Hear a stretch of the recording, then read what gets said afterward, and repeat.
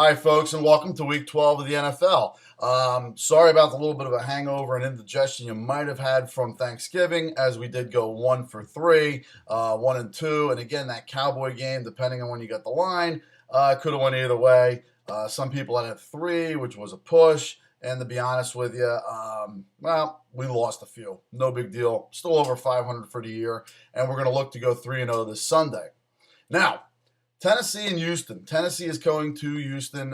Neither of these teams are dynamic at stopping anybody, especially the Houston Texans, because everybody is thrown on them. And their defensive backs aren't that great at covering, obviously. They've allowed a ton of points to quarterbacks, opposing quarterbacks. And this week, the opposing quarterback is going to be a guy named Rusty. Okay? Kerry Collins, Vince Young, they're both out. Vince Young's completely out. As a matter of fact, he's out of the facility. I think he's pretty much had his stay at Tennessee and will be gone by next year. Look for them to have Chris Johnson and look for them to come in with a game plan that Houston may not have been prepared for with very little scouting efforts on their new quarterback, Rusty, and he might be able to take advantage early on in the game. Houston does play very well at home, and they can put up a ton of points. Tennessee hasn't been doing a great job at stopping people. They have been letting up a lot of points early in games and then kind of clamping down a little bit on defense. But either way, Houston's at home. This could be a light-up kind of game where you see a scoreboard reading of about 37-27. The over-under is only 45.5. Look for this game to go well over, and that's my 1 o'clock lock. Take the over, the 45.5 in the Houston Texan game, 1 o'clock. 4 o'clock lock, as I like to say, the secure padlock, because this week here is going to feature my 4 o'clock lock being the Miami Dolphins traveling to Oakland. Yes, my Raiders, and that's why I got the 21 Asamoah jersey on, because he'll be back this week as well. As you may or may not have known, if you've watched Miami over the last couple of weeks, they have nothing going on. They've been trading quarterbacks, kind of like Kim Kardashian trading in boyfriends. They're a roundabout team that just doesn't go anywhere but around and around. Look for this game to be one of those games where Miami travels out west and gets mauled.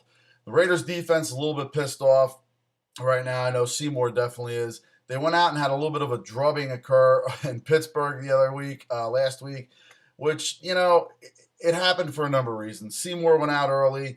They weren't in sync. Campbell didn't get anything going on offense. They really should have ran the ball a lot more with Bush. They didn't, and the result was a 35-3 blowout. Asamoah will be back this week, and as you know, Miami really doesn't have much of a passing game.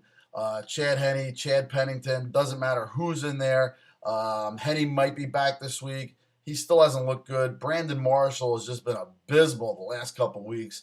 Hasn't caught anything except for an injury bug, apparently. His hammy's a little sore. I don't think he's going to be playing. He hurt it again in the game last week. Look for Miami to not get off the ground. The running game's been horrible. I don't care if they have Ricky Williams. I don't care if they have Ronnie Brown. They haven't been running the ball at all. The Wildcat has gone away. The Raiders' defense is going to tune up on these guys and have a field day. Trust me on this one. I've seen it happen before. The Raiders have bounced back from horrible losses this year, which is great. They will be at home. They have a fully healthy team for a change. Look for McFadden to just explode this game as he kind of imploded last game. They're only laying 3 points right now. Take the Raiders. They're going to win this game by double digits. Take the Raiders, Oakland Raiders, 4 o'clock lock. On to the 8 o'clock lock. 8 o'clock lock is going to be a little bit difficult because San Diego has gone into Indianapolis and won before.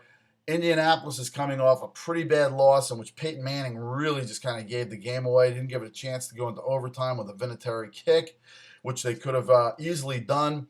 I think that's going to be on his mind. Both of these teams are banged up offensively and defensively. However, San Diego's defense has looked pretty good in these last couple games, and this is the second half of the year where San Diego does very well. Except for the fact that, and we've seen this happen, that is pattern all year long, Indianapolis loses a game, comes home, and lights up their opponent. Look for Indianapolis to go out there. They're only laying 2.5. I love this game like a fat kid loves cake. Take the Colts. Forget about the history between these teams. San Diego's probably going to be without Gates. Definitely going to be without, I believe, M80 won't be there.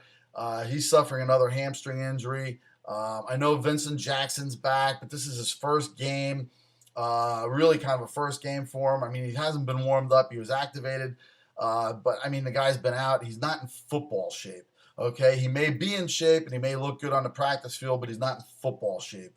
So look for San Diego. And the other thing with San Diego, the running game has been horrible. Ryan Matthews just has shit the bed week after week. Tolbert can't get anything going over 60 yards. So look for the Colts to come back in this game. Peyton Manning to take charge. Lay the 2.5 with the Colts. That's my 8 o'clock lock. Until next week when we're counting up a 3-win Sunday. Take it easy.